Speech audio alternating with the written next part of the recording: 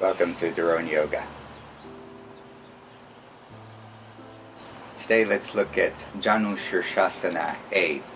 It's a seated forward fold with one leg straight, one leg bent, one knee bent. It's from the ashtanga series pretty early on. I love it because it's kind of the foundation, the basics for all forward folds over one leg.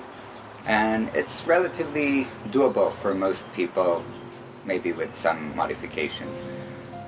With all forward folds, we find that the hamstring is stretching, and yet for a lot of us it's beyond the hamstrings. There's just a hard time moving forward, and a lot of it is because of the back, right? We have muscles connecting our back to the thighs, and for the example, the psoas, and so it's really hard for some of us to do this movement forward without being completely rounded in the back.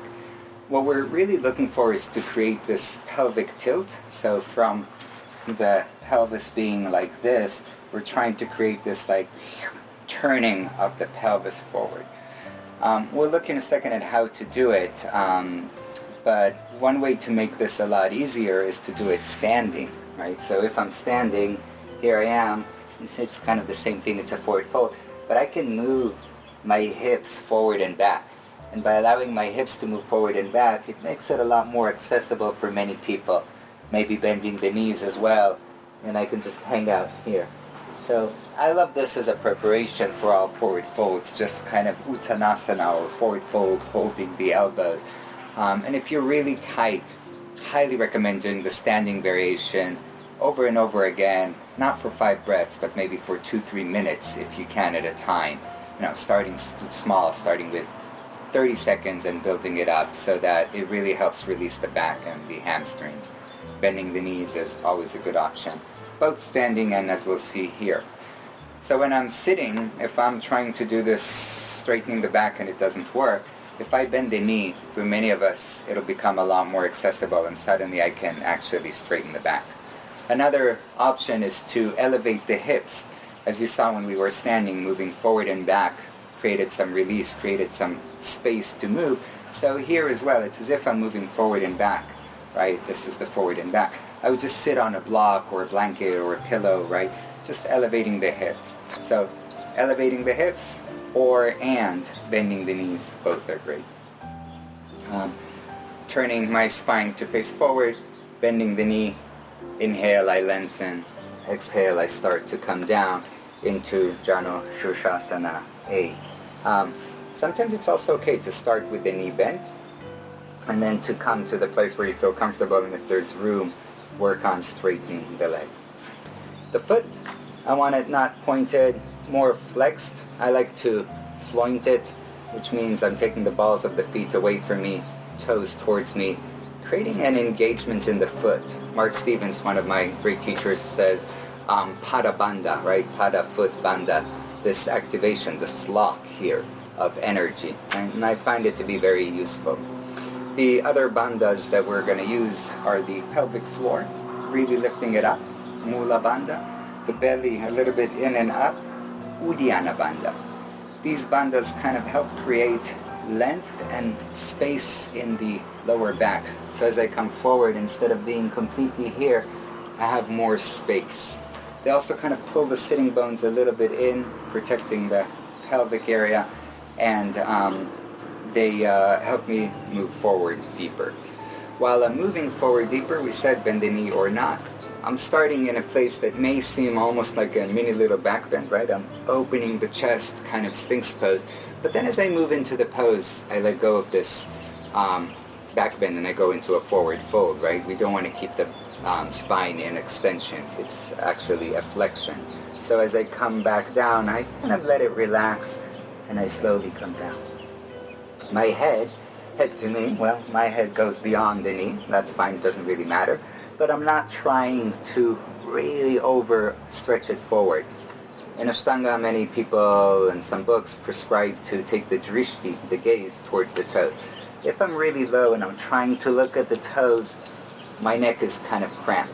So I'd rather look more towards the nose. So I'm just kind of lengthening the neck, because that's part of my spine as well. Just like I lengthen the spine, I lengthen the neck, and then release, looking slightly forward.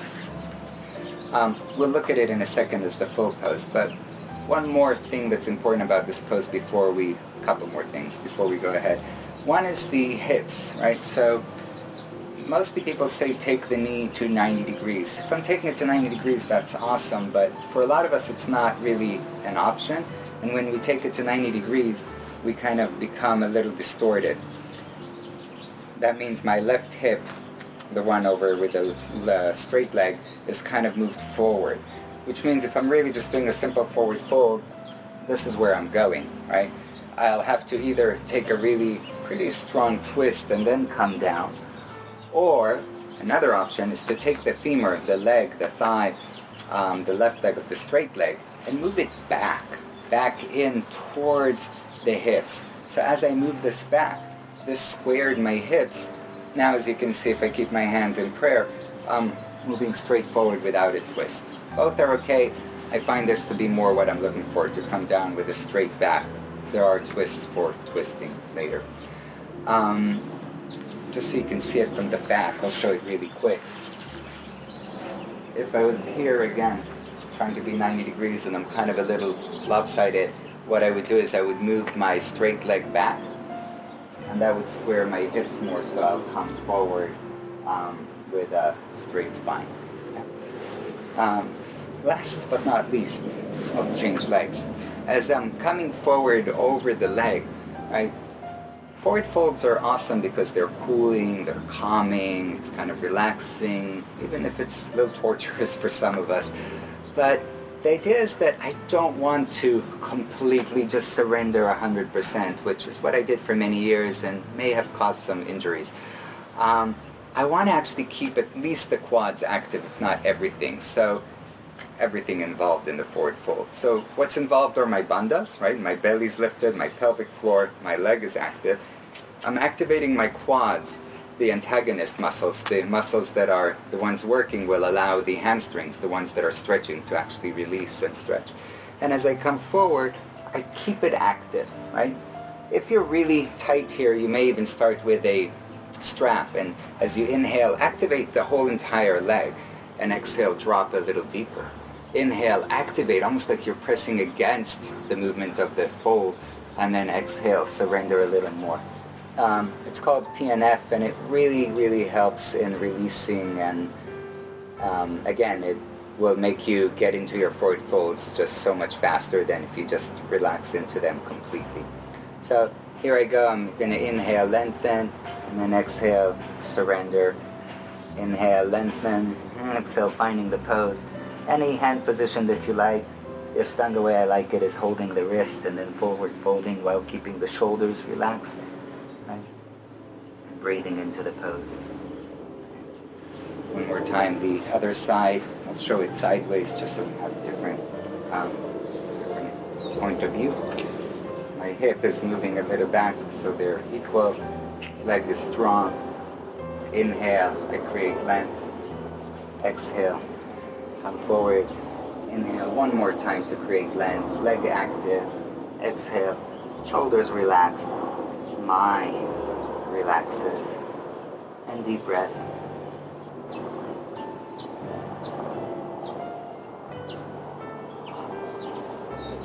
Inhale to come up. Exhale to release. That's it. If you were doing ashtanga style, you would do it with jump throughs, jump back, and but we'll do that as a separate practice. You'll see it as part of the practices. This is more just to really understand the basic of the poses. Quick review. Drishti, gaze, wherever it goes, doesn't have to look towards the toes, just try to create length. Working.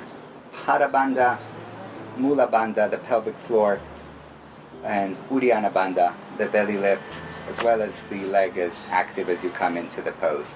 Relaxing, shoulders, face, eyes, lips, right? And remember that if it's hard and you're in a deep slump asana, right, your back is all kind of mushed up, bend the knee. Really, don't be shy about it, or sit on a block, or both. Better to do it safely. Do it many times. Do it for far more than 5 breaths. Do it for 20 breaths, and you'll see a lot quicker progress, right? Move slowly, you'll progress faster. try to push through it, you'll get injured, you'll be stopped for 3, 4, 6 months, who knows, and then it'll just make it worse. Okay? So enjoy this. It's a really wonderful practice, and it's kind of the basis for most other poses, right? If this is Janu Sirsasana A, this is a little more challenging in half lotus. This is a different variation. There's just so many other forward folds, and I find this to kind of be the foundation of it. So really understand this one well, practice it, and then we'll add on some others soon. Okay? Thanks all for practicing and for wanting to learn the deeper nuances of the practice. See you soon. Namaste.